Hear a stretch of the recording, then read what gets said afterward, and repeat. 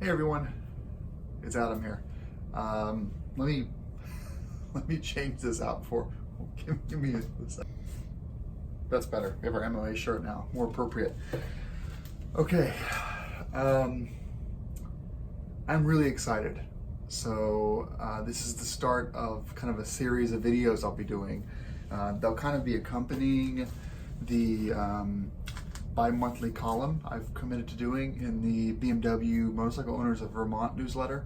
So it's an extension of that column, basically. Well, not the intro, but going forward. Okay, so I started riding. I touched a motorcycle, as you guys know, the first time in 2016, and I've been really just totally in love with this sport ever since then. I mean, it's pretty much all I think about. It's just awesome. And I really don't feel any faltering, like any sort of wavering on that excitability or excitedness, whatever you want to call it. So, well, before I even sat on my GS, I joined the BMW MOA, the Motorcycle Owners of America, the national club. They're not affiliated with BMW in that they don't share revenue. There's no co-ownership that I know of, minority share, that kind of thing. There's the MOA and there's the BMW MOA Foundation. The foundation being a nonprofit that I'll talk about in a second. I joined MOA because I wanted to benefit from the roadside service. If you buy a new BMW, you get 1 or 2 years of roadside service as a part of your purchase, 24 months. But I was buying a used bike, so that wasn't a thing for me. And I thought, hey, this is great. They're going to cover tires. So if you have a flat, they're going to cover towing you to the shop, the replacement tire, and the service. So I said, that's great. If I have one flat a year, it'll pay for itself. And get this, I had 2 years in a row of flat tires, and it paid for itself. So, and that's really why I joined. Well, that in the magazine. I was like, oh, well, it'd be cool to read about bikes and hear some stories, read some stories, get more involved, maybe kind of get a leg up on events that are taking place. So I joined the MOA. Started with a year membership, and then I renewed with a 2-year membership, and then I've just renewed 2 more years. So I'm in it until 2021, basically. So here's the funny thing, though. I haven't been involved with the MOA directly yet. I haven't gone to any events. I haven't been on their forums. I haven't gone to any of their getaways. I haven't done anything other than buy some swag on their store periodically, some stickers, and of course support the club. I read every article in the magazine, and I use the discounts. I do use the discounts. So there's a bunch of discounts on there where you get gold level KOA membership, flower discounts, riding gear discounts, training discounts. All kinds of stuff. The only thing I haven't really used from them yet is the motorcycle shipping. That they have a couple of perks on there, but I always ride my bike. I don't need a shipping service, but that's the only thing I really haven't taken advantage of yet.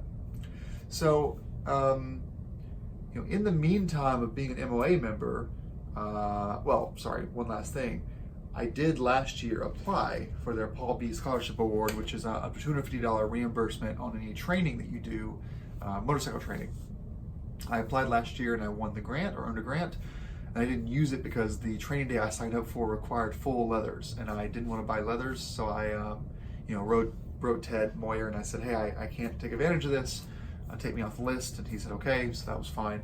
I did this year apply for another event, and I did win the scholarship for $250 towards a $300 instruction day at a track in Connecticut that I'll talk more about in another video.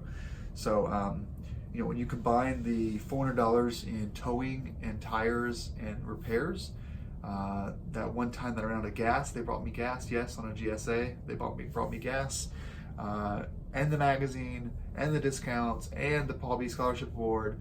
I think that I've probably spent $200 towards the MOA, or $300, and I've probably got $1,000 or $2,000 back in benefits. So I can't imagine ever canceling a membership unless I was no longer a rider. So that's just a bit more information about that.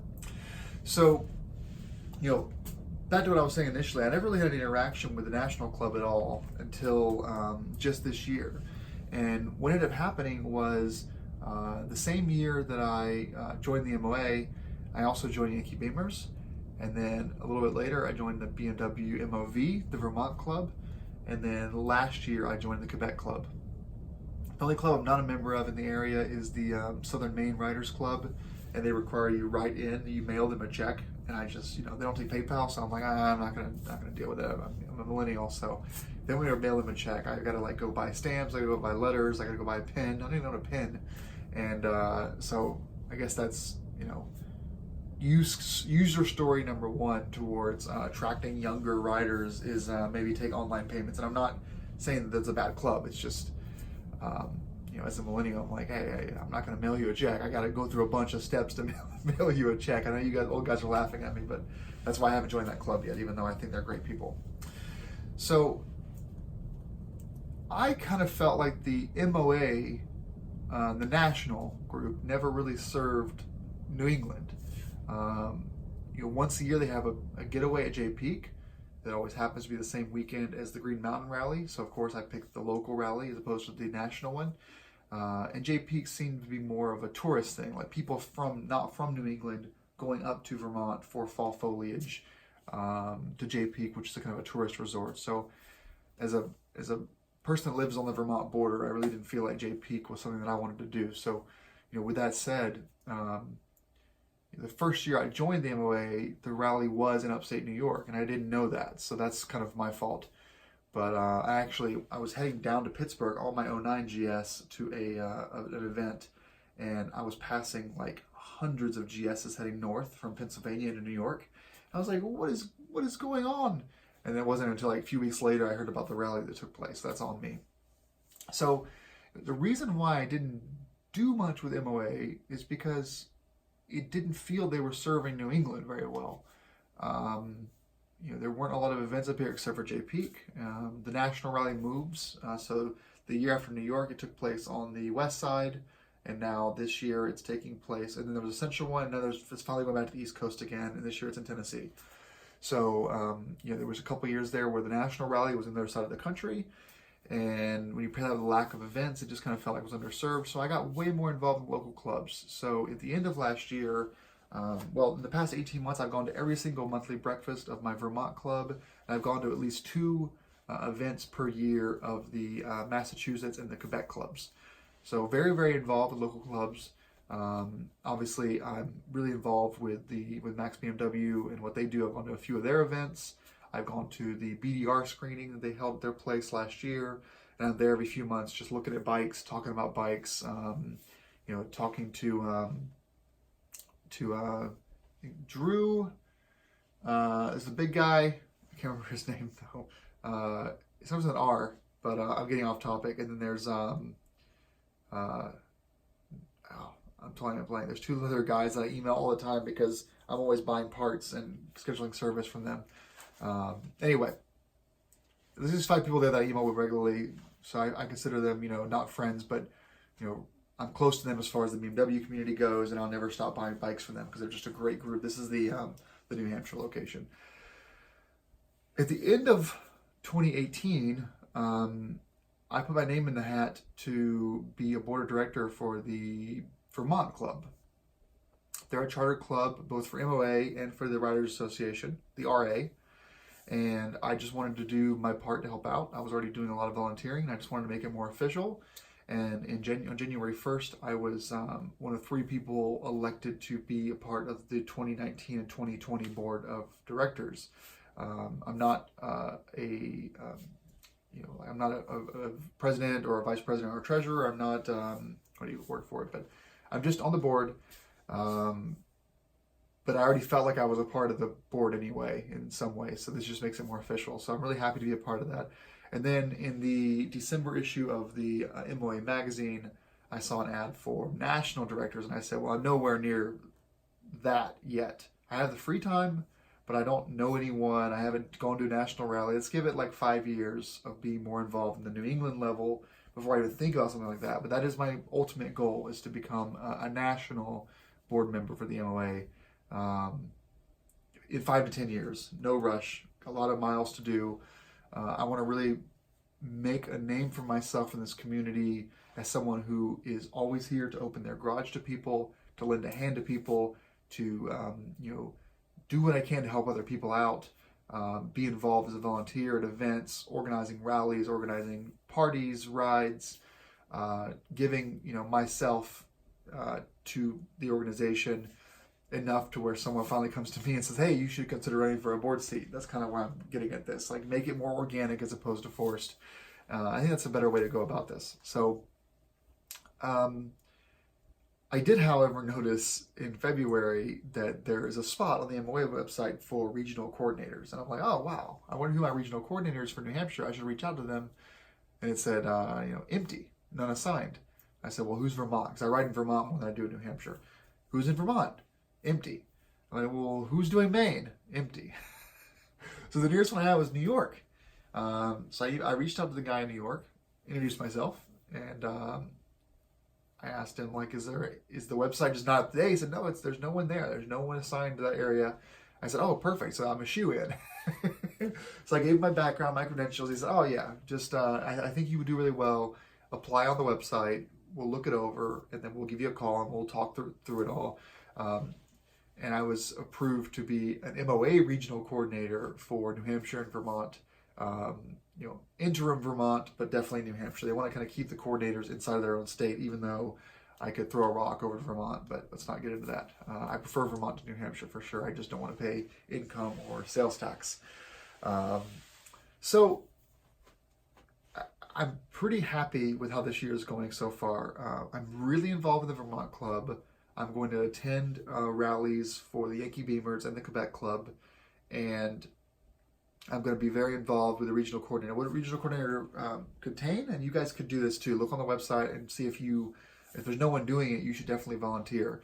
The regional coordinator is expected to attend a couple of club meetings per year for the club in their state. So for me, that would be Yankee Beamers. Well, there's a Southern New Hampshire club too, but same thing. They don't accept any like online payments. So Yankee Beamers would be probably the closest one to me for New Hampshire. And then also, they say once per month visit your local dealer. Well, Frank's BMW is 2 hours northwest of me. Max BMW is 2 hours southeast of me. I have nothing in the middle, so I'm about 95 to 100 miles from each of my nearest dealers. But I'm there 4 times a year as a non-coordinator. So, excuse me.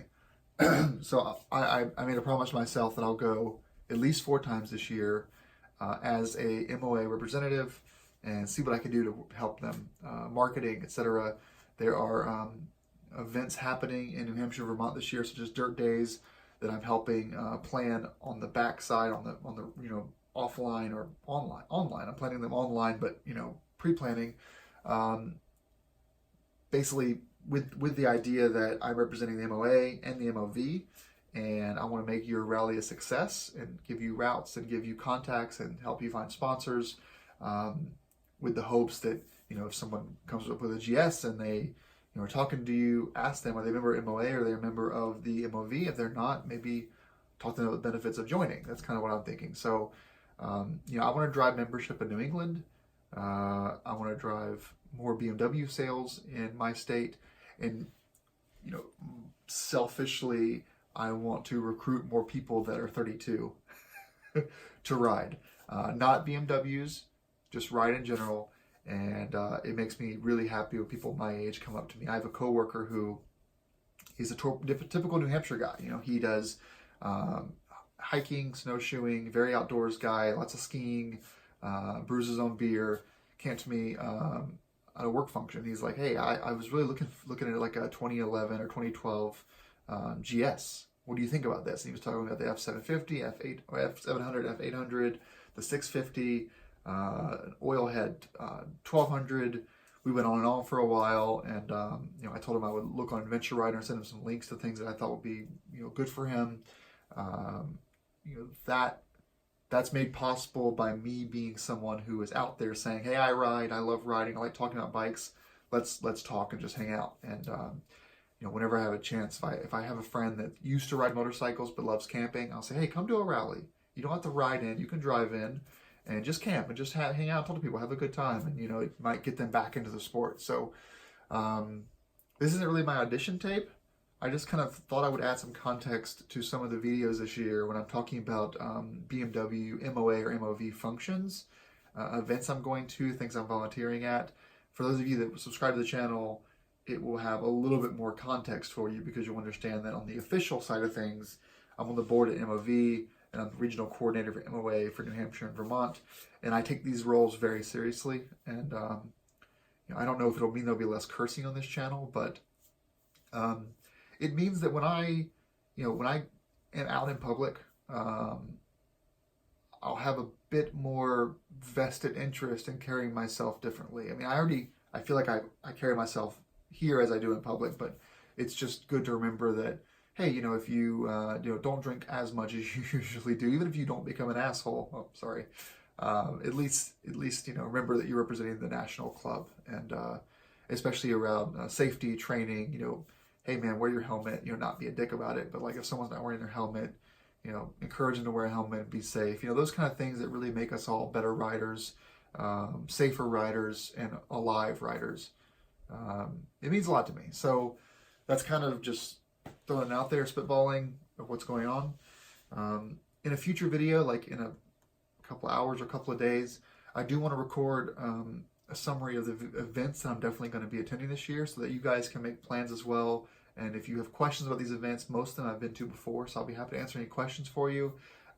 Maybe for some of the bigger events, like Fundy or Dirt Days, which are the same weekend, the Green Mountain Rally, the National Rally in Tennessee, those bigger events, if you want to get with me in advance and maybe plan out a place to camp together and share a fire, share some beers, then let me know. It'd be cool to do like a collective of people that I know online, but camp with them in person. That would be cool for me.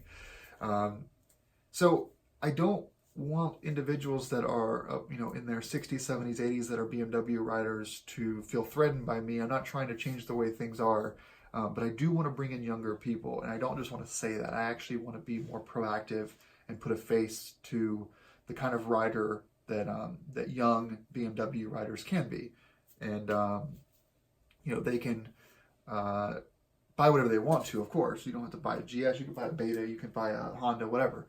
But bringing them into the fold, it requires some modernization, it requires outreach, it requires, unfortunately, it's a snowball effect. You kind of need young people, and I don't feel like a kid anymore, I'm still am a kid. You kind of need young people to speak to other young people. There's a moment where that ends for me, because I prefer hanging out with people that are older than me. I don't really like hanging out with people my age, but at some point I'll need to talk to people my age and kind of represent the sport as I see it. I know I'm not a great rider, and I know that I'm not, I'm brand new to this. All of you watching this video have more experience than I do. But I do think my enthusiasm means something, and I really want to get better and stay humble. And I think that just because I have a title, it doesn't change how I am. It just might change how I feel. Like, I don't feel like a faker as far as, I tell someone something that is true, I'll feel more confident, because at least I have kind of that title to make me feel more confident talking to people. So I think that might be a good thing. I probably gone on for like 18 minutes. So I'm going to stop the video now. Thank you for watching. It's also very cold down here in the basement, so I'm going to get my Wookiee costume back on. The bike is coming along. More updates soon on the bike. Thank you all for watching, and ride safe, be careful, and especially in this cold winter we're having. I hope you guys are being safe out there. And I'll see you all in a couple of days.